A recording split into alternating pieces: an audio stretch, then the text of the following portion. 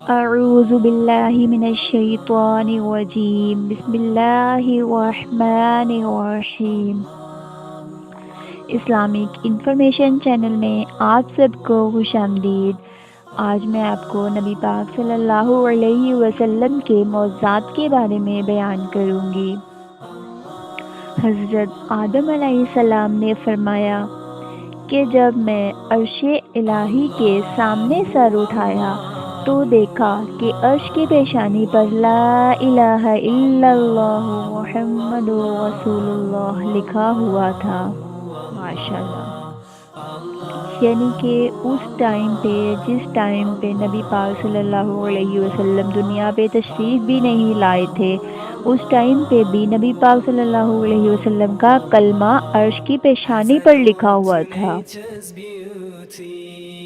رسول اللہ صلی اللہ علیہ وسلم فرماتے ہیں کہ شب معراج میں جب میرا گزر جنت میں ہوا تو دیکھا کہ جنت کے دروازوں پر غلمان کے سینوں پر حوروں کی آنکھوں میں حتیٰ کہ جنت کے درختوں کے ہر پتے پتے پہ لکھا ہوا تھا لا الہ الا اللہ محمد رسول اللہ صلی اللہ علیہ وسلم۔ اسی طرح تمام آسمانوں کے دروازوں پر بھی رسول اللہ صلی اللہ علیہ وسلم کا نام بڑی شان کے ساتھ لکھا ہوا تھا۔ توریت، زبور اور انجیل میں بھی رسول اللہ صلی اللہ علیہ وسلم کا اسم مبارک اور آخری زمانے میں مبعوث ہونے کا خیر موجود ہے۔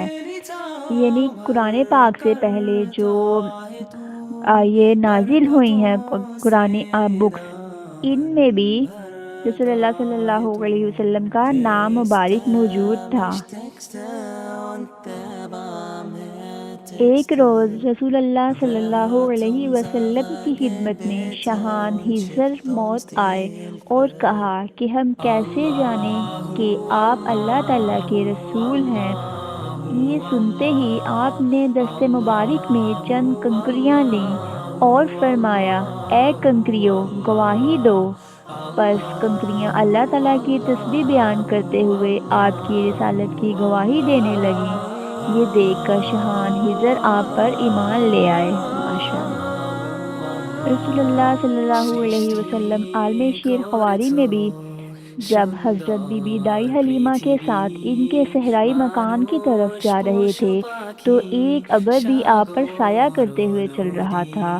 اسی طرح جب آپ صلی اللہ علیہ وسلم 14 سال کے ہوئے اور اپنے چچا حضرت ابو طالب کے ساتھ ملک شام کے سفر پر جا رہے تھے، اس وقت بھی لوگوں نے دیکھا کہ آپ صلی اللہ علیہ وسلم پر سایہ کرتا ہوا چل رہا تھا۔ ایک سفر میں رسول اللہ صلی اللہ علیہ وسلم ایک دیہاتی کے ساتھ تشریف فرما تھے اور دیہاتی سے کہا کہ کلمہ پڑھ لے، تو اس نے کہا یہاں کوئی اور اسلام کا کلمہ پڑھتا ہے؟ تو آپ صلی اللہ علیہ وسلم نے فرمایا ہاں، درخت بھی کلمہ توحید و رسالت پڑھتے ہیں۔ آپ نے اس درخت کو بلایا جو وادی کے دوسرے کنارے پر تھا اور زمین بھاڑتا ہوا چلتا ہوا آ گیا۔ آپ صلی اللہ علیہ وسلم کی طرف اپنی ٹہنیوں کو جھکائے ہوئے حاضر ہو گیا اور توحید و رسالت کا کلمہ بآواز بلند پڑھنے لگا، پھر اجازت لے کر واپس چلا گیا۔ ماشاءاللہ، آپ صلی اللہ علیہ وسلم کے مزید واقعات کے ساتھ میں پھر آپ کی خدمت میں حاضر ہوں گی۔ اگر آپ کو یہ ویڈیو اچھی لگی ہو پلیز اسے لائک کیجیے گا اور شیئر کرنا نہ بھولیے گا۔